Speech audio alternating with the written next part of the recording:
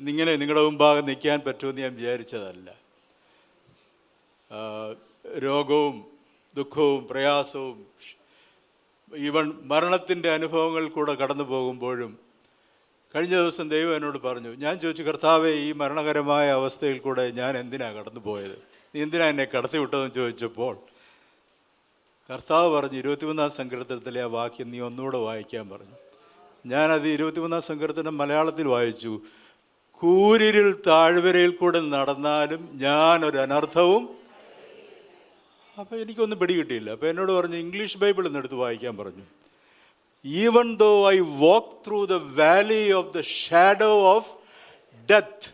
ഈ മലയാളത്തിൽ ആ ഡെത്ത് എന്നുള്ള വാക്കേ വരുന്നില്ല. കൂരിരുൾ താഴ്വരയിൽ അവിടെ മരണം വരുന്നത്.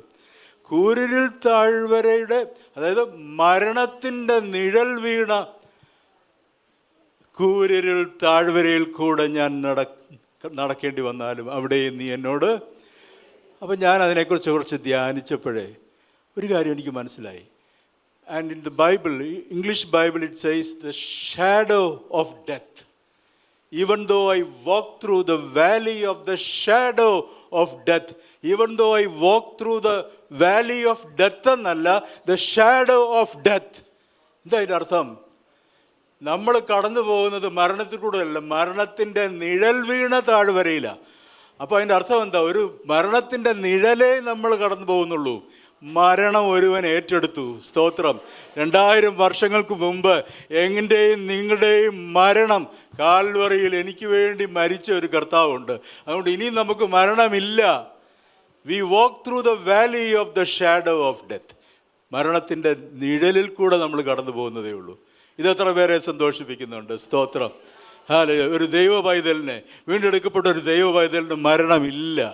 He may go through valley of the shadow of death, but he may not go through the death itself, because Jesus has taken over our death. നമ്മുടെ മരണത്തെ കർത്താവ് ഏറ്റെടുത്തു. എനിക്ക് പകരമായി അവിടുന്ന് മരിച്ചു. ഞാൻ മരിക്കേണ്ട സ്ഥാനത്ത് എനിക്ക് വേണ്ടി കർത്താവ് കുരിശിൽ മരിച്ചു.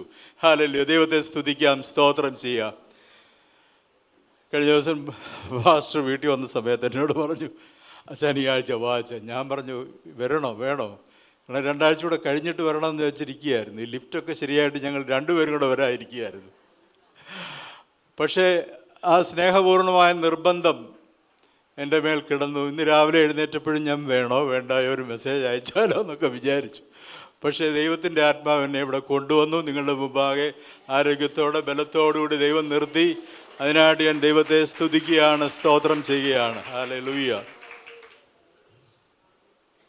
എന്നോട് പറഞ്ഞായിരുന്നു ഒരു ചെറിയ എക്സോട്ടേഷൻ പറയണമെന്ന്. അതിലേക്ക് ഞാൻ കടക്കട്ടെ. നമുക്ക് ഒരു വേദഭാഗം വായിക്കാം. മർക്കോസ് എഴുതിയ സുവിശേഷം 5-ാം അധ്യായത്തിൻ്റെ 35-ാം വാക്യം. Mark chapter 5 verse 35.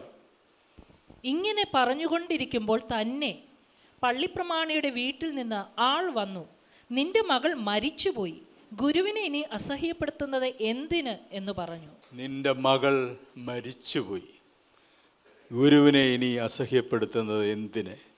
നമുക്കറിയാം യായിറോസിൻ്റെ കഥയാണ്. അവിടെ യായിറോസിൻ്റെ മകള് രോഗമായിട്ട് കുറേ നാളായിട്ട് കിടക്കുക. ഇത്തിരി ചികിത്സകളൊക്കെ നടത്തി, ഒന്നും ഫലിച്ചില്ല. അവൾ മരണത്തിൻ്റെ വക്കിലെത്തി. ഞാൻ എൻ്റെ ഭാവനയിൽ ഇങ്ങനെ കാണുക, ഈ യായിറോസ് ആരായിരുന്നു? ഒരു പള്ളിപ്രമാണിയായിരുന്നു. യഹൂദന്മാരുടെ സിന്നഗോഗിൻ്റെ എല്ലാ കാര്യങ്ങളും വഹിക്കുന്ന, വലിയ പദവി വഹിക്കുന്ന, യഹൂദന്മാരുടെ ഇടയിലെ വളരെ ബഹുമാനം അർഹിക്കുന്ന ഒരു വ്യക്തിയായിരുന്നു ഈ യായിറോസ്. ഈ യായിറോസിൻ്റെ മകള് ഇങ്ങനെ രോഗിയായി കിടക്കുക. അവർക്ക് പണമില്ലാഞ്ഞിട്ടല്ല, അവർക്ക് സ്വാധീനമില്ലാഞ്ഞിട്ടല്ല. പക്ഷേ ആ കുഞ്ഞ് ഒരു ചികിത്സയും ഫലിക്കുന്നില്ല. ആ മോള് 12 വയസ്സേ ഉള്ളൂ. അതിനെക്കുറിച്ച് ലൂക്കോസിൻ്റെ സുവിശേഷത്തിൽ പറയുന്നത് ഏകജാതയായ മകളെന്നായിരുന്നു. ഒരൊറ്റ മോളേ ഉള്ളൂ. ആ കുഞ്ഞിങ്ങനെ മരിക്കുന്നത് ഈ മാതാപിതാക്കൾ കണ്ടുകൊണ്ടിരിക്കുക. അവളിങ്ങനെ മരണത്തോട് മല്ലടിച്ചുകൊണ്ടിരിക്കുക. അപ്പോഴാണ് യായിറോസിൻ്റെ ഭാര്യ പറഞ്ഞിട്ടുണ്ടാകും, എൻ്റെ ഭാവനയാണേ, അച്ചായ, യേശു ക്രിസ്തു എന്ന് പറയുന്ന നമ്മുടെ ഗുരുവില്ലേ, ഒത്തിരി പേരെ സൗഖ്യമാക്കിയതായിട്ട് ഞാൻ കേൾക്കുന്നു. അവൻ ഒത്തിരി പേരെ ഉയർത്തെഴുന്നേൽപ്പിച്ചു, രോഗികളെ അവൻ സൗഖ്യമാക്കി. എന്ന് യേശുവിനോട് ഇവരെ ഒന്ന് പറയാമോ? യായിറോസ് പറഞ്ഞു, ഞാനങ്ങനെ യേശുവിൻ്റെ അടുക്ക പോകുന്നത്? യഹൂദന്മാർ അവനെ എതിർക്കുന്നവരാ. യഹൂദന്മാർക്ക് യേശുവിനെ ഇഷ്ടമല്ല. ഞാൻ യഹൂദന്മാരുടെ സിനഗോഗിലെ വലിയ പ്രമാണിയാണ്. ഞാൻ അവിടെ പോയി കഴിഞ്ഞാൽ യഹൂദന്മാരുടെ എല്ലാവരുടെയും ദേഷ്യവും എൻ്റെ നേരെ തിരിയും. അയ്യോ എനിക്ക് പറ്റത്തില്ല, പ്രയാസം. പക്ഷേ നമ്മുടെ മോളെ ഓർത്ത് പ്ലീസ് ഒന്ന് പോണേ. അവസാനം നിവൃത്തിയില്ലാതെ ഈ യായിറോസ് യേശുവിൻ്റെ അടുക്കൽ വന്നു. യായിറോസ് യേശുവിൻ്റെ അടുക്കൽ വന്നിട്ട് എന്താ സംഭവിച്ചത്? He through himself down. അവൻ എന്ത് ചെയ്തു? യേശുവിൻ്റെ കാൽക്കൽ വീണു. ഹല്ലേലൂയ. അവൻ യേശുവിൻ്റെ കാൽക്കൽ വീണു. Please come home and lay your hands on my daughter. വീട്ടിൽ വന്ന് എൻ്റെ മകളുടെ മേൽ നീ ഒന്ന് കരം വെക്കണേ എന്ന് ആ മനുഷ്യൻ യേശുവിനോട് അപേക്ഷിക്കും. ഇതാരാ? വലിയ പൊസിഷനുള്ള, പവറുള്ള ഒരു മനുഷ്യനാണ്. ആ മനുഷ്യൻ തൻ്റെ മകളുടെ ആവശ്യത്തിന് വേണ്ടി യേശുവിൻ്റെ അടുക്കൽ വന്ന് പറയുക. അങ്ങനെ നമുക്കറിയാം, സംഭവമൊക്കെ അറിയാം, നിങ്ങൾ പിന്നീട് വായിച്ചാൽ മതി. യേശു അത് കേട്ട ഉടനെ അവൻ്റെ കൂടെ പോവുകയാണ്. വാ ശരി.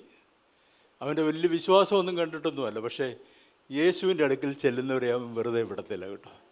അവൻ്റെ അടുക്കൽ നിൻ്റെ വിശ്വാസത്തിൻ്റെ വലിപ്പം കൊണ്ടൊന്നും അല്ല യേശു നിന്നെ സൗഖ്യമാക്കുന്നത്. ഒരല്പവിശ്വാസമേ ഉള്ളെങ്കിലും നിൻ്റെ ആ വിശ്വാസത്തെ മാനിക്കുന്ന ഒരു ദൈവമാണ് നമ്മുടെ കർത്താവ്. സ്തോത്രം. ഹല്ലേലൂയ. ദൈവത്തിന് സ്തോത്രം.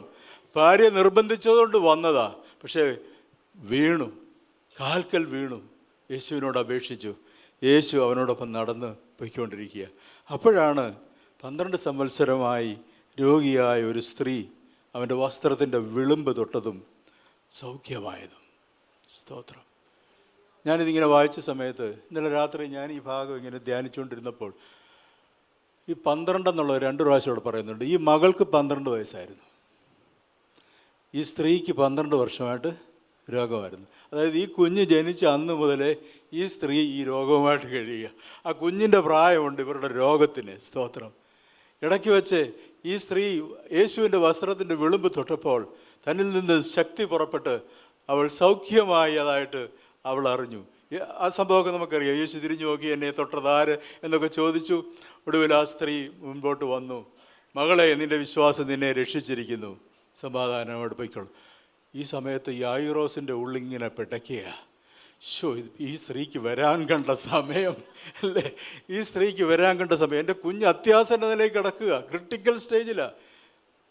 എവറി മൊമെൻറ്റ് മാറ്റേഴ്സ് അല്ലേ? ഓരോ സെക്കൻഡും പ്രാധാന്യം അർഹിക്കുന്ന. യേശു ഒന്ന് വേഗം വന്നിരുന്നെങ്കിൽ. അപ്പോൾ ആ യായിറോസിൻ്റെ ചിന്ത ഒന്ന് ആലോചിച്ച് നോക്കി. ഈ യേശു അന്നേരം ആ സ്ത്രീയെ വിളിക്കുന്നു, മുമ്പിൽ കൊണ്ട് നിർത്തുന്നു, അവളോട് കാര്യങ്ങളൊക്കെ ചോദിക്കുന്നു. അവിടെ കുറേ സമയം അങ്ങ് പോയി. ഈ സമയം പൊയ്ക്കൊണ്ടിരുന്ന സമയത്താണ് എന്ത് സംഭവിച്ചത്? യായിറോസിൻ്റെ വീട്ടിൽ നിന്ന് ആൾ വരുന്നു. പറയുക, അതാണ് നമ്മൾ ആദ്യം വായിച്ച വാക്യം. നിൻ്റെ മകൾ മരിച്ചുപോയി. ഇനി ഗുരുവിനെ മരണം വരെ ഒക്കെ സഹായിക്കാൻ യേശുവിനെ ഒഴിച്ചു. മരിച്ചു കഴിഞ്ഞാൽ ഇനി ഗുരുവിനെ അസഹ്യപ്പെടുത്തുന്നത് എന്തിന്? അതായിരുന്നു മറ്റുള്ളവരുടെ വിശ്വാസം. അപ്പോൾ യേശു പറഞ്ഞൊരു വാക്കുണ്ട്, ഭയപ്പെടേണ്ട, വിശ്വസിക്കുക മാത്രം ചെയ്യുക. ഭയപ്പെടേണ്ട, വിശ്വസിക്കുക മാത്രം ചെയ്യുക. ഹല്ലേലൂയ. ദൈവത്തിന് സ്തോത്രം. പ്രിയമുള്ളവരെ, ഞാൻ ആശുപത്രി കിടന്ന സമയത്ത് കേട്ട അതേ വാക്കുകളായിരുന്നു. എന്നോട് ദൈവം സംസാരിച്ച് ഹോസ്പിറ്റലിലെ ആദ്യത്തെ അഡ്മിഷന് വേണ്ടി 2 മാസത്തിനിടെ 3 പ്രാവശ്യം ഹോസ്പിറ്റലൈസേഷൻ. അതിനെക്കുറിച്ചൊന്നും ഞാൻ ഡീറ്റെയിലോട്ടൊന്നും പോകുന്നില്ല. പക്ഷേ അതിനു മുമ്പായിട്ട് ദൈവം എന്നോട് സംസാരിച്ചു, ഭയപ്പെടേണ്ട, വിശ്വസിക്കുക മാത്രം ചെയ്യുക, ഞാൻ നിന്നോട് കൂടെയുണ്ട്. എന്നെ സന്ദർശിക്കാൻ ആശുപത്രിയിൽ ഈ ചർച്ചിലുള്ള ഒരു ദാസൻ വന്നു. അദ്ദേഹം എന്നോട് ഇതേ സംഭവമാണ് പറഞ്ഞത്. അതുകൊണ്ടാണ് ഞാൻ ഇന്ന് ഈ വിഷയം തന്നെ, ഈ ഭാഗം തന്നെ എടുത്ത് സംസാരിക്കുന്നത്. എന്നോട് പറഞ്ഞ ഭാഗം ഇതാണ്, ഭയപ്പെടേണ്ട, വിശ്വസിക്കുക മാത്രം ചെയ്യുക. സ്തോത്രം. ആശുപത്രിയിൽ ചെന്നപ്പോഴും ഈ ദാസൻ വന്നിട്ട് എന്നോട് ഇത് തന്നെ പറഞ്ഞു, ജെയിംസ് ബ്രദറെ, ഭയപ്പെടേണ്ട, വിശ്വസിക്കുക മാത്രം ചെയ്യുക. ദൈവത്തിന് സ്തോത്രം. അപ്പോൾ യേശു പറഞ്ഞു, ഭയപ്പെടേണ്ട യായിറോസെ, നീ ഭയപ്പെടേണ്ട, നീ വിശ്വസിക്കുക മാത്രം ചെയ്യുക. യായിറോസിൻ്റെ മുൻപിലൊരു ഫാക്റ്റ് നിൽക്കുക. എന്തുവാണ് ആ ഫാക്റ്റ്? തൻ്റെ മകൾ മരിച്ചുപോയി. That is A fact. പക്ഷേ ഇപ്പുറത്ത് നിന്ന് വഴിയും സത്യവും ജീവനുമായവൻ പറയുക, ട്രൂത്ത്. അതെന്തുവാ? ഭയപ്പെടേണ്ട, വിശ്വസിക്കുക മാത്രം ചെയ്യുക. ദേവദാസന് പല പ്രാവശ്യം നമ്മൾ പറഞ്ഞിട്ടുണ്ട്, ഫാക്റ്റ് ഈസ് ഫാക്റ്റ്. ഞാൻ പറയട്ടെ, ഞാൻ ആശുപത്രിയിലായിരുന്ന സമയത്ത് ഡിസ്ചാർജ് ചെയ്യുന്നതിൻ്റെ 3ാമത്തെ ഹോസ്പിറ്റലൈസേഷൻ്റെ ലാസ്റ്റ് ഡേയിൽ, ഡിസ്ചാർജ് ഡേയിൽ എന്നെ സർജറി ചെയ്ത ഡോക്ടർ വന്ന് എൻ്റെ ഇടത്ത് കൈയിൽ, ഇങ്ങനെ ഞാൻ കിടക്കുന്ന ഇടതുവശത്ത് വന്ന് നിന്നിട്ട് എൻ്റെ ഇടത് കൈ കൂട്ടിപ്പിടിച്ചു. നല്ല doctor, gem of a person. അദ്ദേഹം വന്ന് എൻ്റെ കൈ കൂട്ടിപ്പിടിച്ചിട്ട് എന്നോട് പറഞ്ഞു, സാറേ ഒന്നുകൊണ്ടും പേടിക്കണ്ട, everything is okay, perfectly okay. ഇനി ഇതുപോലെ എന്തെങ്കിലും പ്രശ്നം വന്നു കഴിഞ്ഞാൽ ഇനി വന്നാൽ മതി, നമ്മൾ നോക്കിക്കോളാം. അപ്പോൾ ഞാൻ ചോദിച്ചു, ഡോക്ടർ, ഈസ് ഇറ്റ് റിവേഴ്സിബിൾ? അത് പറ്റത്തില്ല, അങ്ങനെ റിവേഴ്സിബിൾ ഒന്നും ആകത്തില്ല, പക്ഷേ you will survive, no problem, we are here to help you, don't worry. ഭയങ്കര പോസിറ്റിവിറ്റി നമ്മുടെ ഉള്ളിൽ തരുന്ന ഒരു ഡോക്ടറാണ്, സർജനാണ്. അപ്പോൾ ഈ ഡോക്ടർ എൻ്റെ കയ്യെ പിടിച്ച് ഇതൊക്കെ പറഞ്ഞു കഴിഞ്ഞപ്പോൾ എനിക്കങ്ങ് ഭയങ്കര പോസിറ്റിവിറ്റി എൻ്റെ ഉള്ളിലും അങ്ങോട്ട് കയറി. ഞാൻ ഈ ഡോക്ടറെ അങ്ങോട്ട് വിശ്വസിക്കാൻ തുടങ്ങി. ഡോക്ടറുടെ വാക്കുകൾ, ഓ എത്ര ഇതാണ്. ഡോക്ടർ അങ്ങ് പോയി കഴിഞ്ഞപ്പോൾ എന്നോട് ദൈവം സംസാരിച്ചു. നിൻ്റെ ഇടത്ത് കയ്യെ പിടിച്ച് ഡോക്ടർ പറഞ്ഞു, നിനക്ക് കുഴപ്പമൊന്നുമില്ല, കുറേ ഫാക്റ്റ് പറഞ്ഞു, പ്രോട്ടീൻ ഡയറ്റ് കഴിച്ചാൽ മതി, മറ്റേത് ചെയ്താൽ മതി, മറിച്ച് ഇതൊക്കെ നീ അങ്ങ് വിശ്വസിച്ചു. നിൻ്റെ വലത്തെ കൈയെ പിടിച്ച് ഞാൻ എന്നും നിന്നോട് പറയുന്നുണ്ട്, ഞാൻ നിന്നെ സൗഖ്യമാക്കുന്ന യഹോവയാ, ഹല്ലേലൂയ, ഞാൻ നിന്നെ സൗഖ്യമാക്കുന്ന യഹോവയാ. ആ ട്രൂത്ത് നിനക്കെന്താ വിശ്വസിക്കുക? നമുക്ക് ഡോക്ടറിൽ എന്ത് വിശ്വാസമാണ്? ഡോക്ടർമാർക്കായിട്ട് സ്തോത്രം, മെഡിക്കൽ സയൻസിനായിട്ട് സ്തോത്രം, ഹല്ലേലൂയ, എല്ലാ ഫെസിലിറ്റിക്കായിട്ടും സ്തോത്രം. പക്ഷേ ദാറ്റ് ഈസ് ദ ഫാക്റ്റ്. ഇപ്പുറത്തെ ട്രൂത്ത് പറയുക, I am the Lord that healeth thee. ഞാൻ നിന്നെ സൗഖ്യമാക്കുന്ന കർത്താവാ. സ്തോത്രം, ഹല്ലേലൂയ. നമ്മുടെ കരം പിടിച്ച് എഴുന്നേൽപ്പിക്കുക. ഞാൻ അതുപോലെ തന്നെ വേറൊരു സന്ദർഭത്തിൽ എന്നെ സന്ദർശിക്കാൻ വന്ന ഒരു ഫാമിലി, കുറേ പേര്, ഒത്തിരി പേര് വന്നു. അതിനിടയ്ക്ക് നന്ദി പറയാതിരിക്കാൻ എനിക്ക് നിവൃത്തിയില്ല. നിങ്ങളുടെ ആ സ്നേഹത്തിനായി, ഈ ചർച്ച് കമ്മ്യൂണിറ്റിയുടെ ആ ഒരു ബലം, അല്ലെങ്കിൽ അവരുടെ ആ ഒരു സപ്പോർട്ട്, ഇതൊക്കെ അനുഭവിക്കാൻ ഒരു അവസരമായിരുന്നു എൻ്റെ ഈ ഹോസ്പിറ്റലൈസേഷൻ. ദൈവത്തെ ഇത്രമാത്രം സ്നേഹിക്കുന്ന, ഇത്രമാത്രം കരുതുന്ന, എന്താ പറയുക, കൂടപ്പറപ്പുകളെക്കാട്ടിലും സ്നേഹിക്കുന്ന, കരഞ്ഞു പ്രാർത്ഥിക്കുന്ന, ഉപവസിച്ച് പ്രാർത്ഥിക്കുന്ന, ചങ്ക് തകർന്ന് ദൈവത്തോട് കരയുന്ന ഒരു കൂട്ടരെ എനിക്ക് ദൈവം തന്നല്ലോ. അതിനാട് ഞാൻ ദൈവത്തെ സ്തുതിക്കുകയാണ്. എത്ര നന്ദി പറഞ്ഞാലും മതിയാവുകയില്ല. സ്തോത്രം. നിങ്ങളുടെയൊക്കെ സ്നേഹം രുചിച്ചറിയുവാൻ ഈ ദിവസങ്ങളിൽ ദൈവം എന്നെ സഹായിച്ചു. ദൈവത്തിന് സ്തോത്രം. ഓക്കെ, അപ്പോൾ യേശു ചെന്നിട്ട് ഇവിടെ ഈ പെൺകുട്ടിയെ ഉയർപ്പിച്ചു. ദൈവത്തിന് സ്തോത്രം. ഇതിൽ നിന്ന് 1-2 കാര്യങ്ങൾ നമുക്ക് ചിന്തിക്കാം. This incident is a lesson in faith. ഇത് വിശ്വാസത്തിൻ്റെ ഒരു പാഠമാണ്. ഏത്? ഈ യായിറോസിൻ്റെ മകളെ കർത്താവ് ഉയർപ്പിച്ചത്. It is an incident. This incident is a lesson in faith. നമ്മുടെയൊക്കെ വിശ്വാസത്തെ വർദ്ധിപ്പിക്കുന്ന ഒരു വലിയ പാഠം ഈ സംഭവത്തിൽ ഉൾപ്പെട്ടിരിക്കുന്നു. അത് യായിറോസിൻ്റെയും ഭാര്യയുടെയും വിശ്വാസത്തെ മാത്രമല്ല വർദ്ധിപ്പിച്ചത്, തൻ്റെ കൂടെ ഉണ്ടായിരുന്ന ശിഷ്യന്മാരുടെ വിശ്വാസത്തെ വർദ്ധിപ്പിച്ചു. ഇന്ന് ഇത് നമ്മുടെ ഓരോരുത്തരുടെയും വിശ്വാസത്തെ വർദ്ധിപ്പിക്കുന്നു. ദൈവത്തിന് സ്തോത്രം. ആ യായിറോസിൻ്റെ വീട്ടിൽ നിന്ന് വന്ന് പറഞ്ഞ കാര്യം എന്തായിരുന്നു? ഫാക്റ്റ് എന്തായിരുന്നു? നിൻ്റെ മകൾ മരിച്ചുപോയി. ഭയപ്പെടുത്തുന്ന ഒരു സാഹചര്യം. എന്നാലോചിച്ച് നോക്കിയേ, ഒരേ ഒരു മകള്. ഞാൻ ഈ കഴിഞ്ഞ ദിവസം ഒരിടത്ത് പറയുന്നത് സങ്കടപ്പെടുത്തുന്നവർ ഞാൻ പറയുമ്പോൾ ആ ഒരു അനുഭവത്തിൽ കൂടെ കടന്നുപോയ പലരും ഇവിടെ ഇരിപ്പുണ്ട്. പക്ഷേ ദൈവം നിങ്ങൾക്ക് സമാധാനവും ആശ്വാസവും തന്നു നിങ്ങളെ നടത്തുന്നു. ഈ മാതാപിതാക്കൾ ജീവിച്ചിരിക്കുമ്പം കുഞ്ഞുങ്ങൾ മരിച്ചു പോകുന്ന അവസ്ഥയെന്ന് പറയുന്നത് ഭയങ്കര വേദനിപ്പിക്കുന്നൊരു അനുഭവമാണ്.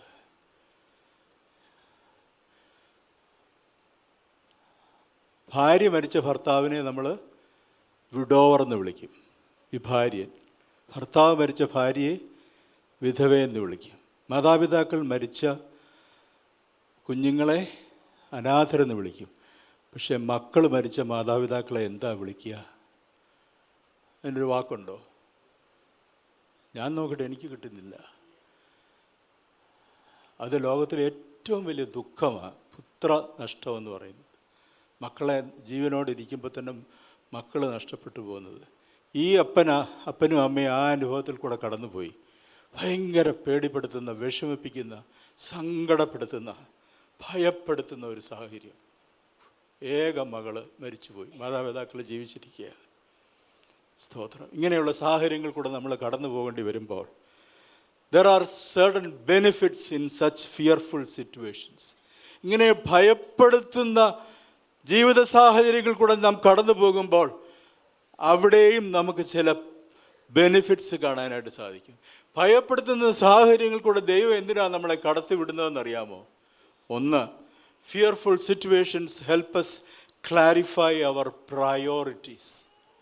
നമ്മുടെ ജീവിതത്തിൻ്റെ മുൻഗണനകളെ ക്രമപ്പെടുത്തുവാൻ ഭയപ്പെടുത്തുന്ന സാഹചര്യങ്ങൾ നമ്മുടെ മുൻഗണനകളെ വ്യക്തമാക്കുന്നു. Crisis forces us to re-evaluate what truly matters. എൻ്റെ മനസ്സിൽ ഒത്തിരി സ്വപ്നങ്ങളായിരുന്നു. സ്വപ്നങ്ങൾ എന്ന് പറഞ്ഞാൽ എല്ലാ മനുഷ്യർക്കും ഉള്ളതുപോലെ ഒത്തിരി കാര്യങ്ങൾ ചെയ്യണം, അത് ചെയ്യണം, ഇത് ചെയ്യണം, ഇനിയുള്ള കാലം ഹൗസ് ഓഫ് ഹോപ്പിലൊക്കെ പോയി ജീവിക്കണം, ഒത്തിരി കാര്യങ്ങളുണ്ടായിരുന്നു. My priorities were many. പക്ഷേ ഈ ഭയപ്പെടുത്തുന്ന സാഹചര്യം, ഈ ഹെൽത്ത് സിറ്റുവേഷൻ എൻ്റെ പ്രയോറിറ്റീസിനെ എല്ലാം മാറ്റിമറിച്ചു. സ്തോത്രം. എൻ്റെ മുൻഗണനകൾ, ഞാൻ ജീവിതത്തിൽ വലിയ പ്രാധാന്യം കൊടുത്ത് വെച്ചിരുന്ന കാര്യങ്ങളെല്ലാം ഇപ്പം താഴെ പോയി. സ്തോത്രം. ആ മുൻഗണനാക്രമത്തിൽ ആദ്യം ഉണ്ടായിരുന്നതെല്ലാം ഇപ്പം അങ്ങ് താഴെ പോയി. അതൊന്നുമല്ല എനിക്കിപ്പോൾ വിഷയം. സ്തോത്രം. അവൻ്റെ ഈ യായിറോസിൻ്റെ സ്റ്റാറ്റസ്, അവൻ്റെ പൊസിഷൻ ബിക്കെയിം ഇൻസിഗ്നിഫിക്കൻറ്റ് അല്ലേ. അവന് ജീവിതത്തിൽ ഒത്തിരി സ്ഥാനമാനങ്ങളും ഒക്കെ ഉണ്ടായിരുന്നു, ശ്രേഷ്ഠതകളൊക്കെ ഉണ്ടായിരുന്നു. പക്ഷേ അതെല്ലാം അവൻ മാറ്റിവെച്ച് തൻ്റെ മകളുടെ സൗഖ്യത്തിന് വേണ്ടി യേശുവിൻ്റെ അടുക്കൽ വന്ന് കാൽക്കൽ വീഴുകയാണ്. നമ്മുടെ സക്സസ്, നമ്മുടെ പ്രസ്റ്റീജ്, ഇതെല്ലാം പെയിൽ ഇൻ ടു ഇൻസിഗ്നിഫിക്കൻസ്. ജീവിത സാഹചര്യങ്ങൾ, ദൈവം ഭയപ്പെടുത്തുന്ന സാഹചര്യങ്ങളിലൂടെ നമ്മളെ കടത്തിവിടുമ്പോൾ ദൈവത്തിനൊരു പദ്ധതിയുണ്ട്. നമ്മുടെ മുൻഗണനകളെ എല്ലാം ഒന്ന് മാറ്റിമറിക്കാൻ വേണ്ടിയാണ്. നമ്മുടെ മുൻഗണനയിൽ ആദ്യം ദൈവമായിരിക്കണം. സ്തോത്രം. എൻ്റെ ജീവിതത്തിൽ ഈ പ്രതിസന്ധിയിലൂടെ കടന്നു പോയപ്പോൾ എൻ്റെ ജീവിതത്തിൻ്റെ മുൻഗണനയൊക്കെ ഒന്ന് ക്രമപ്പെടുത്തി. ഇപ്പോൾ എൻ്റെ കർത്താവേ, നീയാണ് എൻ്റെ ജീവിതത്തിൻ്റെ ഒന്നാമത്തെ സ്ഥാനത്തിരിക്കുന്നത്. സ്തോത്രം. ഹല്ലേലൂയ. നേരത്തെ കർത്താവിനല്ലായിരുന്നു വലിയ സ്ഥാനം കൊടുത്തിരുന്നത്. പക്ഷെ കർത്താവിന് കൊടുത്തു എന്നൊക്കെ പറയുന്നുണ്ടായിരുന്നു. പക്ഷേ ഉള്ളിൽ ഒരുപക്ഷെ മറ്റു കാര്യങ്ങൾക്കായിരുന്നിരിക്കും ഞാൻ താല്പര്യം കൊടുത്തത്. പക്ഷേ ഈ പ്രതിസന്ധി എൻ്റെ കർത്താവിന് ഒന്നാം സ്ഥാനം ജീവിതത്തിൽ കൊടുക്കുവാൻ, എൻ്റെ കർത്താവിനെ എൻ്റെ ജീവിതത്തിൻ്റെ കേന്ദ്രമായിട്ട് അവനെ സ്നേഹിക്കുവാനും അവൻ്റെ മക്കളെ സ്നേഹിക്കുവാനും ഞാൻ തീരുമാനമെടുത്തു. ദൈവത്തിന് സ്തോത്രം. Hallelujah. When tragedy stares us in the face, we are reminded that love for God and for others is the only thing worth living for.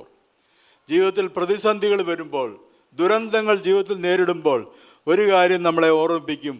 ഒടുവിൽ നിലനിൽക്കുന്നതും ശാശ്വതമായതും ഒന്നേ ഉള്ളൂ, ദൈവത്തോടുള്ള നമ്മുടെ ആ സ്നേഹം, ദൈവമക്കളോടുള്ള നമ്മുടെ സ്നേഹം. അത് കഴിഞ്ഞേ ഉള്ളൂ ബാക്കിയെല്ലാം. ദൈവത്തിന് സ്തോത്രം. ഹല്ലേലൂയ. നിങ്ങളുടെ ജീവിതത്തിലെ ഈ ഒന്നാം സ്ഥാനം കർത്താവിന് കൊടുത്തിട്ടില്ലെങ്കിൽ പ്രതിസന്ധികൾ ഇത് കർത്താവ് തരും. മുൻഗണനകളെ ക്രമീകരിക്കേണ്ടത് എങ്ങനെയാണെന്ന് കർത്താവിന് അറിയാം. അപ്പോൾ പ്രതികൂലങ്ങൾ തരുന്നത്, ഭയപ്പെടുത്തുന്ന അനുഭവങ്ങൾ കൂടെ നമ്മളെ കടത്തിവിടുന്നത് നമ്മളെ തകർക്കുവാനല്ല, നമ്മുടെ മുൻഗണനകളെ ക്രമപ്പെടുത്തുവാനാണ്.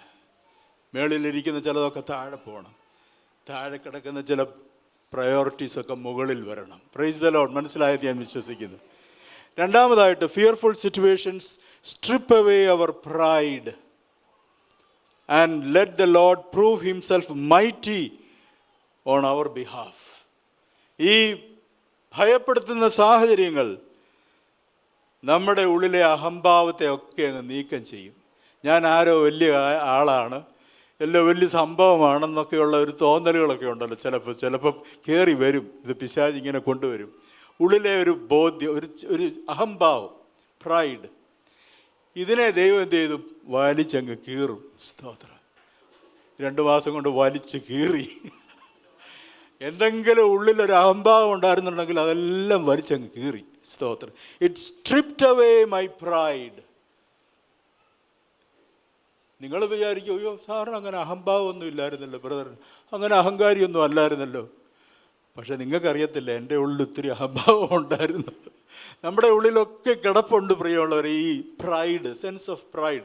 ഞാൻ ആരോ വലിയ സംഭവമാണെന്നൊക്കെ, പക്ഷേ ഞാൻ ഒന്നുമല്ല, ഞാൻ പുഴുവാണ്, കൃമിയാണെന്നുള്ള ബോധ്യം എനിക്ക് കർത്താവ് തന്നു.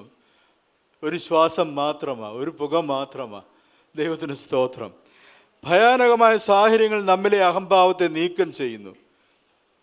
നമ്മൾ പലപ്പോഴും ദൈവസന്നിധിയിലേക്ക് ചെല്ലുമ്പോൾ we approach the throne of grace with a sense of self sufficiency, അല്ലേ? എൻ്റെ സ്വയം പര്യാപ്തതയുടെ ഒരു ഒരു ഒരു കെട്ടുമായിട്ടാണ് നമ്മൾ കർത്താവിൻ്റെ അടുക്ക് ചെല്ലുന്നത്.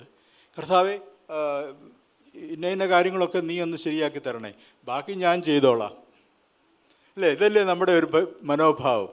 എന്നെ കൊണ്ട് ചെയ്യാൻ കഴിയുന്ന പല കാര്യങ്ങളുണ്ട്, അതൊക്കെ ഞാൻ ചെയ്യാം, പക്ഷേ you take care of the rest.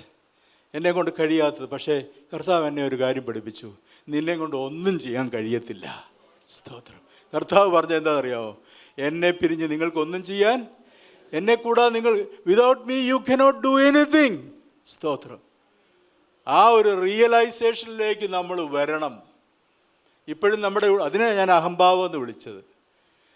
കർത്താവിനെ കൂടാതെ എനിക്ക് പലതും ചെയ്യാൻ കഴിയുമെന്നുള്ള ഒരു തോന്നൽ എന്നെ ഭരിച്ചിരുന്നു. പക്ഷേ ആ തോന്നലിനെ കർത്താവ് വലിച്ചു കീറി, എന്നെ പിരിഞ്ഞ് നിനക്കൊന്നും ചെയ്യാൻ കഴിയത്തില്ല എന്നുള്ള ബോധ്യത്തിലേക്ക് എന്നെ കൊണ്ടുവന്നു. ദൈവത്തിന് സ്തോത്രം. Don't come to Jesus with your self sufficiency. ഇങ്ങനൊരു വാക്യമുണ്ടല്ലോ, തങ്ങൾ ഏകാഗ്ര ചിത്തരായിരിക്കുന്നവർക്ക് വേണ്ടി തന്നെത്താൻ ബലവാനാണെന്ന് കാണിക്കേണ്ടതിന് നാം നമ്മെ തന്നെ ഏൽപ്പിച്ചു കൊടുക്കണം. ദൈവം എന്നിൽ ബലവാനാണെന്ന് തെളിയിക്കേണ്ടതിന്, എൻ്റെ കാര്യങ്ങൾ നടത്തുവാൻ ദൈവം മതിയായവനാണ്, ശക്തനാണെന്ന് തെളിയിക്കേണ്ടതിന് ഞാൻ എന്ത് ചെയ്യണം? ഞാൻ ബലം പിടിച്ച് നിന്നാൽ പറ്റത്തില്ല, ഞാൻ എൻ്റെ ബലമെല്ലാം ഏൽപ്പിച്ചു കൊടുക്കണം. കർത്താവേ, എനിക്കൊരു ബലവുമില്ല, എനിക്കൊരു ശക്തിയുമില്ല, ഞാൻ നിസ്സഹായനാണ്, നിന്നെ കൂടാതെ എനിക്കൊന്നും ചെയ്യാൻ കഴിയില്ല. ഒരു നിമിഷം പോലും നിൻ്റെ സാന്നിധ്യമില്ലാതെ, നിൻ്റെ സഹായമില്ലാതെ എനിക്ക് മുൻപോട്ട് പോകാൻ കഴിയില്ല എന്ന ഒരു സമർപ്പണത്തിലേക്ക് വന്നാൽ മാത്രമേ ദൈവം തൻ്റെ എന്നിൽ തന്നെത്താൻ ബലവാനാണെന്ന് ദൈവം കാണിക്കത്തുള്ളൂ. തൻ്റെ ശക്തി എന്നിലേക്ക് പകരത്തുള്ളൂ. എൻ്റെ ശക്തിയുമായിട്ട് ഞാൻ ദൈവസന്നിധിയിലേക്ക് ചെന്നാൽ അത് നടക്കത്തില്ല. It strips away our pride and sense of self sufficiency. സ്തോത്രം. ഒരു കംപ്ലീറ്റ് ഡിപ്പെൻഡൻസിലോട്ട് വരണം. How many of you have come to that complete dependence? Desperate dependence. പൂർണ്ണമായിട്ടുള്ളൊരു ഏൽപ്പിച്ചു കൊടുക്കൽ, ചാരി നിൽക്കുക. കർത്താവേ, 1% പോലും എനിക്ക് നിന്നെ കൂടാതെ ജീവിക്കാൻ പറ്റത്തില്ലെന്നുള്ള ഒരു സ്റ്റേജിലോട്ട് നമ്മളെ കൊണ്ടുവരുന്നതിന് വേണ്ടിയാണ് ഭയാനകമായ സാഹചര്യങ്ങൾ കൂടെ ദൈവം കൊണ്ടുപോകുന്നത്. എത്ര പേരെ ഏൽപ്പിച്ചു കൊടുത്തിട്ടുണ്ട്. എൻ്റെ അനുഭവം നിങ്ങളോട് ഷെയർ ചെയ്യുന്ന എന്തിനാന്ന് ചോദിച്ചു കഴിഞ്ഞാൽ, സഭയായിട്ട് നമ്മൾ ആ ഒരു ഡിപ്പെൻഡൻസിലോട്ട് വരണം. എന്നാൽ മാത്രമേ തങ്ങൾ ഏകാഗ്ര ചിത്തരായിരിക്കുന്നവർക്ക് വേണ്ടി തന്നെത്താൻ ബലവാനാണെന്ന് കാണിക്കുവാൻ ദൈവത്തിന് കഴിയത്തുള്ളൂ. എൻ്റെ സെൽഫ് സഫിഷ്യൻസിയുമായിട്ട് ഞാൻ അടുത്ത് ചെല്ലുമ്പോൾ ദൈവത്തിനൊന്നും ചെയ്യാൻ കഴിയത്തില്ല. പക്ഷേ ആ യായിറോസ് പാദപീഠത്തിൽ വീണു. എന്നെ കൊണ്ടൊന്നും പറ്റില്ലപ്പ, നീ വന്നേ പറ്റൂ, നീ എന്നെ സഹായിച്ചേ മതിയാകൂ എന്നുള്ള ഒരു പൂർണ്ണമായിട്ടുള്ള ഒരു സറണ്ടറിലേക്ക് നമ്മൾ ഓരോരുത്തരും വരേണ്ടത് ആവശ്യമാണ്. മൂന്നാമതായിട്ട്, fearful situations remind us of our mortality and drive us to trust in Christ. യായിറോസ് കടന്നുപോയി പ്രതിസന്ധി, അവൻ്റെ നിസ്സഹായത, അവൻ്റെ മോർട്ടാലിറ്റി, നശ്വരത, അതൊക്കെ ബോധ്യപ്പെടുത്തുവാൻ ഉപയോഗിച്ചു. ക്രിസ്തുവിൽ ആശ്രയിക്കുവാൻ അവനെ സഹായിച്ചു. പ്രിയമുള്ളവരെ, എന്നെ കേൾക്കുന്ന നിങ്ങളിൽ ചിലരെങ്കിലും ഇതുപോലെയുള്ള ഭയാനകമായ സാഹചര്യങ്ങളിലൂടെ കടന്നു പോകുന്നവരായിരിക്കാം. നിങ്ങൾ കടന്നു പോകുന്ന സാഹചര്യം എന്തുമായിക്കൊള്ളട്ടെ, it can be of great benefit if you let it clarify your prayer. 3 കാര്യങ്ങൾ നമ്മൾ ചിന്തിച്ചു. ഒന്ന്, നിങ്ങളുടെ മുൻഗണനകളെ ക്രമപ്പെടുത്തുവാൻ ഈ ഭയാനകമായ സാഹചര്യത്തിന് സാധിക്കുമെങ്കിൽ that is good, that is A benefit. രണ്ടാമതായിട്ട്, അത് നിങ്ങളിലുള്ള എല്ലാ പ്രൈഡിനെയും എല്ലാ അഹംഭാവത്തെയും വലിച്ചു കീറിക്കളയുവാൻ സഹായിക്കുന്ന ഒരു സാഹചര്യമാണെങ്കിൽ ദാറ്റ് ഈസ് അനദർ ബെനിഫിറ്റ്. മൂന്നാമതായിട്ട്, and if it helps you to drive you to Christ, ക്രിസ്തുവിലേക്ക് നിന്നെ അടുപ്പിക്കുന്ന ഒരു ഭയാനകമായ സാഹചര്യമാണെങ്കിൽ വെൽക്കം ഇറ്റ്. ദൈവത്തിന് സ്തോത്രം. പക്ഷേ ട്രസ്റ്റിംഗ് എന്ന് പറയുന്നതുണ്ടല്ലോ, to trust in God is not that easy. നമ്മൾ ദൈവത്തിൽ ആശ്രയിക്കുന്നു എന്നൊക്കെ പറയുന്നുണ്ടെങ്കിലും it's not always easy to trust in God. നമ്മൾ ജീവിക്കുന്ന സാഹചര്യം അങ്ങനെയാണ്. നമ്മൾ പലപ്പോഴും മറ്റുള്ള പലതിലും ആശ്രയിക്കാറുണ്ട്. നമ്മൾ പാടാറുണ്ട്, ആശ്രയം നീ മാത്രം. പക്ഷെ പാട്ട് കൊണ്ട് മാത്രമായിട്ട് ആവുന്നില്ല, നമ്മുടെ ജീവിതത്തിൻ്റെ അനുഭവമായിട്ട് മാറണം. Hallelujah. Trusting is not easy. ഈ യായിറോസ് ഇങ്ങനെ വരുന്ന സമയത്ത്, യായിറോസ് ട്രസ്റ്റോടുകൂടിയാണ് വരുന്നത്. പക്ഷേ എന്തെല്ലാം ഹിൻഡ്രൻസസ്, എന്തെല്ലാം തടസ്സങ്ങളുണ്ടെന്നറിയാമോ? ഒരു യേശുവിൽ ഒരു വ്യക്തി ആശ്രയിക്കുന്നതിന് തടസ്സങ്ങൾ എന്തൊക്കെയാണെന്ന് ഞാൻ പറയാം. ഈ യായിറോസിൻ്റെ സംഭവം. ഒന്നാമത്, the hindrance of public opinion. അവൻ്റെ സമൂഹം, അവൻ യഹൂദ പ്രമാണിമാരിൽ ഒരാളാണ്. സമൂഹത്തിൽ യഹൂദന്മാരുടെ ഇടയിൽ വലിയ സ്ഥാനമാനങ്ങളുള്ളൊരു വ്യക്തിയാണ്. അപ്പോൾ അവൻ്റെ പൊസിഷൻ അവനൊരു തടസ്സമാണ്, അല്ലേ? മറ്റുള്ളവർ എന്തു വിചാരിക്കും? യേശുവിനെ ഇങ്ങനെ സാക്ഷിക്കുന്നത്, യേശുവിൽ ആശ്രയിക്കുന്നത് കാണുമ്പോൾ മറ്റുള്ളവർ എന്നെക്കുറിച്ച് എന്തു പറയും? സ്തോത്രം. എന്നെ കേൾക്കുന്ന ആരുടെയെങ്കിലും ജീവിതത്തിൽ നിങ്ങളിപ്പോഴും മുൻപോട്ട് വരാതെ ഈ യേശുവിലുള്ള നിങ്ങളുടെ ആശ്രയം പരസ്യമായിട്ട് പ്രസ്താവിക്കാൻ മടിച്ചു മാറി നിൽക്കുകയാണെങ്കിൽ മുൻപോട്ട് വാ. ദൈവത്തിൻ്റെ സ്തോത്രം. Public opinion it doesn't matter. മറ്റുള്ളവർ എന്ത് കരുതെന്ന് വിചാരിക്കേണ്ട. രണ്ടാമതായിട്ട്, യായിറോസിൻ്റെ ജീവിതത്തിലുണ്ടായ വിശ്വസിക്കുന്നതിന് തടസ്സമായിട്ട് നിന്ന് തടസ്സം എന്ന് പറയുന്നത് hindrance of his own pride and reputation. അത് ഞാൻ പറഞ്ഞു നേരത്തെ. അവൻ്റേതായിട്ടുള്ള ഒരു പൊസിഷൻ ഉണ്ടായിരുന്നു, സമൂഹത്തിലൊരു വലിയ സ്ഥാനമൊക്കെ ഉണ്ടായിരുന്നു. ഞാൻ ആരാ? ഇപ്പം ഞാൻ വിചാരിക്കുകയായിരുന്നു, ഈ യായിറോസ് നല്ല വസ്ത്രമൊക്കെ ധരിച്ച ഒരു മനുഷ്യനാണ്, അല്ലേ? നല്ല ക്ലോത്ത്സൊക്കെ ധരിച്ച് ഈ മനുഷ്യൻ ഓടി വന്ന് യേശുവിൻ്റെ പാദപീഠത്തിൽ അങ്ങ് വീഴുക, ആ മണ്ണിൽ അങ്ങ് വീഴുക, തന്നെ ഏൽപ്പിച്ചു കൊടുക്കുക. സ്തോത്രം. ആ ഒരു സമർപ്പണത്തിലോട്ട് ഈ യായിറോസ് വരികയാണ്. മൂന്നാമതായിട്ട്, ഹിൻഡ്രൻസസ് ഓഫ് ഇൻ്ററപ്ഷൻസ്. ഈ യായിറോസിനോട് പറഞ്ഞ് വീട്ടിലേക്ക് പോകാമെന്ന് പറഞ്ഞപ്പോഴാണല്ലോ രക്തസ്രവക്കാരത്തിയായ സ്ത്രീ വന്നത്. ഇൻ്ററപ്ഷനാണ്. പലപ്പോഴും നമ്മൾ ദൈവത്തിൽ ആശ്രയിക്കുമ്പോൾ, എടാ ഞാൻ ദൈവത്തിൽ ആശ്രയിച്ച് ഒരു സൗഖ്യത്തിനായിട്ട് പ്രാർത്ഥിച്ചുകൊണ്ടിരിക്കുമ്പം എനിക്ക് സൗഖ്യം കിട്ടുന്നില്ല, അതുകൊണ്ട് വേറൊരാൾക്ക് സൗഖ്യം കിട്ടുന്നു. അപ്പോൾ അത് നല്ല ചോദിക്കും, എൻ്റെ സൗഖ്യത്തിന് വേണ്ടിയാണ് യേശുവിനെ കൂട്ടിക്കൊണ്ട് ഞാനിങ്ങനെ പോകുന്നത്. അപ്പോൾ യേശു ഇടയ്ക്ക് വെച്ച് വേറൊരാളെ സൗഖ്യമാക്കുക. എൻ്റെ കർത്താവേ, നീ എന്താ എൻ്റെ ജീവിതത്തിൽ ഇടപെടാത്തത്? എൻ്റെ ജീവിതത്തിൽ എന്താ നീ പ്രവർത്തിക്കാത്തത് എന്ന് ചോദിക്കുന്ന ആരെങ്കിലും ഉണ്ടോ? ഞാനാണെങ്കിൽ ഒത്തിരി സാക്ഷ്യങ്ങൾ കേൾക്കുന്നു. ദൈവം ചിലരുടെ ലങ്സ് മാറ്റി വെച്ച് കൊടുക്കുന്നു, ദൈവം ചിലരുടെ വേറെ അവയവങ്ങൾ മാറ്റി വെച്ച് കൊടുക്കുന്നു, പുതിയ കരൾ വെച്ച് കൊടുക്കുന്നു. കർത്താവേ, നീ എന്താ എനിക്കൊരു പുതിയ കരൾ വെച്ച് തരാത്തത്? എൻ്റെ സൗഖ്യം വൈകുന്നു, എൻ്റെ അത്ഭുതം വൈകുന്നു, മറ്റുള്ളവർ സൗഖ്യം പ്രാപിക്കുന്നു. അത് കാണുമ്പോൾ എൻ്റെ ഉള്ളിലൊരു ഇത് വരിക. പക്ഷേ ഒരു കാര്യം നിങ്ങൾക്ക് മനസ്സിലായോ? ഈ യായിറോസിൻ്റെ കൂടെ ഇങ്ങനെ കർത്താവ് പൊയ്ക്കൊണ്ടിരിക്കുന്ന സമയത്ത് കർത്താവ് ഈ സ്ത്രീയോട് പറഞ്ഞില്ല, ഓക്കെ മോളെ, നിനക്ക് സൗഖ്യമായല്ലോ, പോട്ടെ, നീ പൊയ്ക്കോ. ഞാൻ യായിറോസിൻ്റെ മോളെ. കർത്താവ് മനഃപൂർവ്വം താമസിപ്പിക്കുക അവിടെ. എന്തിനാണെന്നറിയാമോ? ഈ യായിറോസിൻ്റെ വിശ്വാസം വർദ്ധിപ്പിക്കുന്നതിന് വേണ്ടിയാണ്. Price the Lord. നമ്മൾ വിചാരിക്കും, ഓ കർത്താവെ, നീ മനഃപൂർവ്വം എന്തിനാ താമസിപ്പിക്കുന്നത്?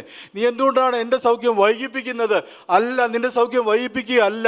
ഇടയ്ക്ക് ചിലരുടെ സൗഖ്യം നിന്നെ കാണിച്ച്, മകളെ, നിൻ്റെ വിശ്വാസം നിന്നെ രക്ഷിച്ചിരിക്കുന്നു എന്ന് പറഞ്ഞ് യായിറോസിൻ്റെ വിശ്വാസത്തെ ഉറപ്പിക്കുകയാണ് കർത്താവ് ചെയ്തത്. ഹല്ലേലൂയ. അതുകൊണ്ട് നിങ്ങൾക്ക് ഒരു സൗഖ്യം ലഭിക്കാതെ നിങ്ങൾ പ്രാർത്ഥിച്ചുകൊണ്ടിരിക്കുന്നു, സൗഖ്യം ലഭിക്കാതിരിക്കുമ്പോൾ, നിങ്ങളുടെ അടുത്തിരിക്കുന്ന ആൾക്ക് സൗഖ്യം ലഭിക്കുമ്പോൾ നിങ്ങൾ ദൈവത്തെ സ്തുതിക്കുക. ഈ ദൈവം എൻ്റെ ജീവിതത്തിലും പ്രവർത്തിക്കുവാൻ മതിയായവനാ.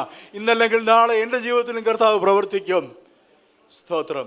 ഞാൻ മുമ്പേ പറയാമെന്നൊരു കാര്യം, ഈ ലാസർ മരിച്ച് 4 ദിവസമായി.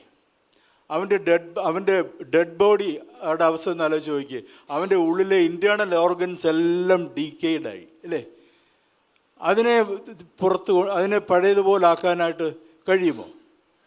സ്തോത്രം. പക്ഷേ 4 ദിവസം നാറ്റം വെച്ച് ചീഞ്ഞളിയാൻ തുടങ്ങിയ അവൻ്റെ കരള്, അവൻ്റെ ഹൃദയം, അവൻ്റെ ലങ്സ്, അവൻ്റെ കിഡ്നി, ഇതെല്ലാം ലാസറേ പുറത്തു വരിക എന്നുള്ള ഒരൊറ്റ ശബ്ദത്തിങ്കൽ അതെല്ലാം പഴയതുപോലെ ജീവനുള്ളതായി തീർന്നു.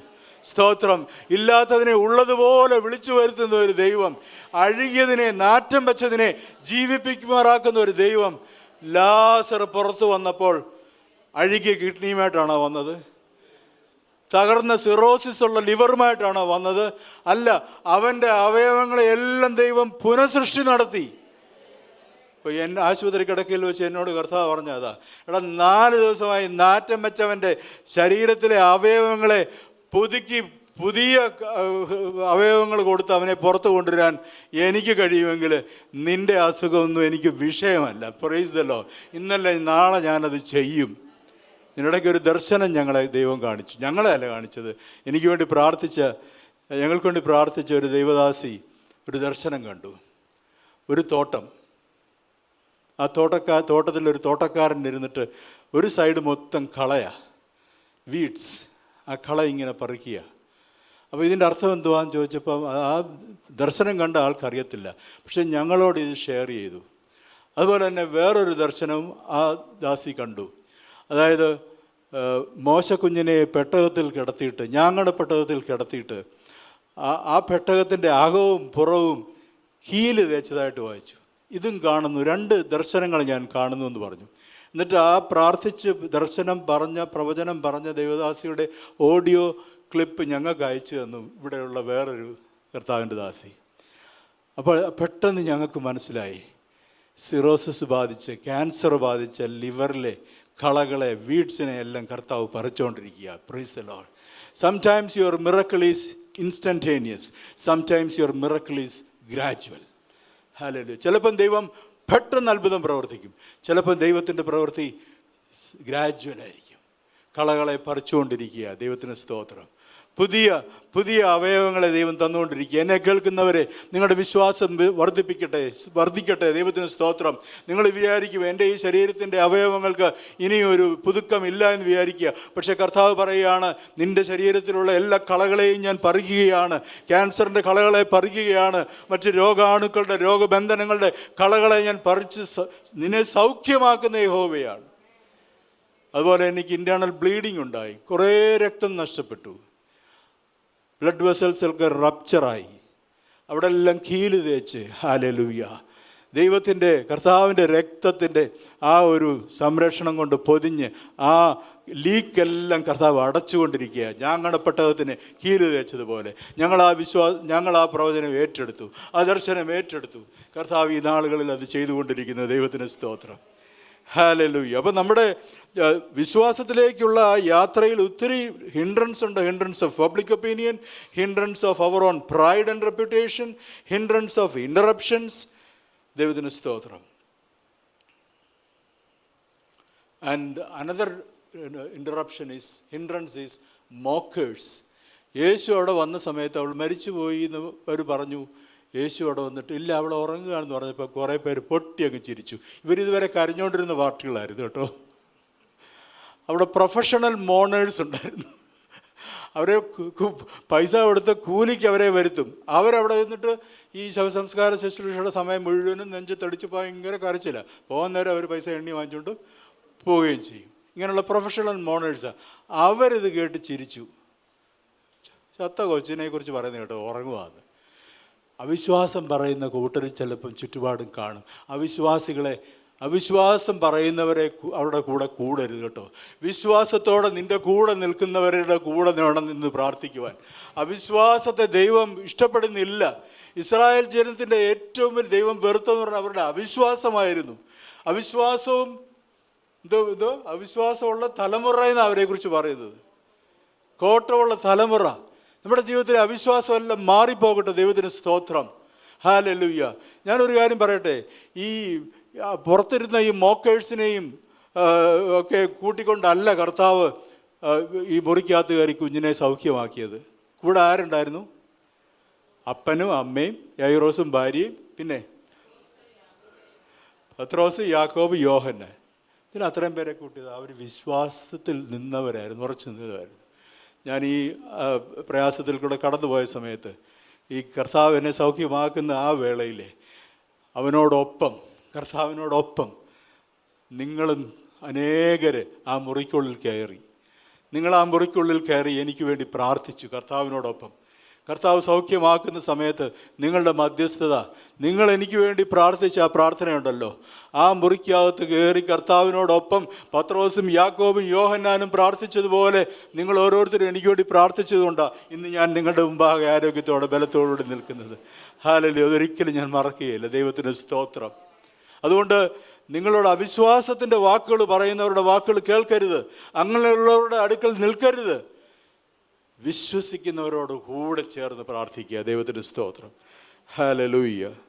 അപ്പോൾ അവരങ്ങനെയൊക്കെ പറഞ്ഞെങ്കിലും, even though the professional mourners laughed at Jesus, still Jairus clung to his faith.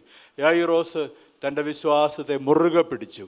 And Jesus demonstrated his power over death. മരണത്തിൻ്റെ മേലുള്ള തൻ്റെ അധികാരത്തെ, ശക്തിയെ യേശു അവിടെ പ്രകടമാക്കി. He manifested his power. അവിടെ വീണ്ടും പറയുക, do not fear, only believe. ഭയപ്പെടേണ്ട, വിശ്വസിക്കുക മാത്രം ചെയ്യുക. ദൈവത്തിന് സ്തോത്രം. ഞാൻ പറഞ്ഞല്ലോ, ഇത് കഴിഞ്ഞ 2 മാസത്തേക്ക് എൻ്റെ അനുഭവം എന്ന് പറയുന്നത്, it was a journey from fear to faith. It was a journey from fear to faith. പെട്ടെന്ന് ഭയപ്പെടുന്ന ഒരു സ്വഭാവമാണ് എൻ്റേത്. ഇവിടെ വന്ന് ഇങ്ങനെ വലിയ കാര്യമായിട്ടൊക്കെ പറയും, പക്ഷെ ഇച്ചിരി കഴിയുമ്പോൾ പിന്നെ ഭയം കയറി അങ്ങോട്ട് പിടിക്കും. നിങ്ങളാരും ചിരിക്കണ്ട, നിങ്ങളുടെ അവസ്ഥ ഇതൊക്കെ തന്നെ, അതെനിക്കറിയാം. പാനിക്കാവും. പക്ഷേ എന്നെ കർത്താവ് ഒരു കാര്യം പഠിപ്പിച്ചു. Fear is a good thing if it drives you to trust in God. Hallelujah. ഭയം നല്ലതാ. ഒരു സർഫിൻ്റെ പരസ്യമില്ലയോ, കറ നല്ലതാണ് എന്ന് പറഞ്ഞല്ലോ. Fear is a good thing if it drives you to trust in Christ. Hallelujah. സ്തോത്രം. ഒരു കാര്യം ഞാൻ മനസ്സിലാക്കി. I learned that whether in life or death, ജീവിച്ചിരുന്നാലും മരിച്ചാലും, Jesus is my only hope. യേശുവാണ് എൻ്റെ ഏക പ്രതീക്ഷ, ഏക പ്രത്യാശ. And he is the conqueror of all my fears. എൻ്റെ എല്ലാ ഭയങ്ങളെയും കീഴ്പ്പെടുത്തുന്നവൻ എൻ്റെ യേശുവാ. സ്തോത്രം. ഇവിടെ ഇരിക്കുന്ന നിങ്ങളുടെ ഉള്ളിൽ ഏതെങ്കിലും ഭയം നിങ്ങളെ ഗ്രസിച്ചിട്ടുണ്ടോ ഇന്ന് പകൽക്കാലമെങ്കിൽ യേശുവിൻ്റെ കരങ്ങളിലോട്ട് ഏൽപ്പിച്ചു കൊടുക്കുക. ദൈവത്തിന് സ്തോത്രം. ഹല്ലേലൂയ. ഞാൻ കഴിഞ്ഞ ദിവസം ഈ വിശ്വാസത്തെക്കുറിച്ചുള്ള ഒരു പുസ്തകം വായിച്ചപ്പോൾ അതിനകത്ത് ഇങ്ങനെ ഒരു കാര്യം എഴുതിയിരിക്കുന്നു. You know the full form of faith? FAITH.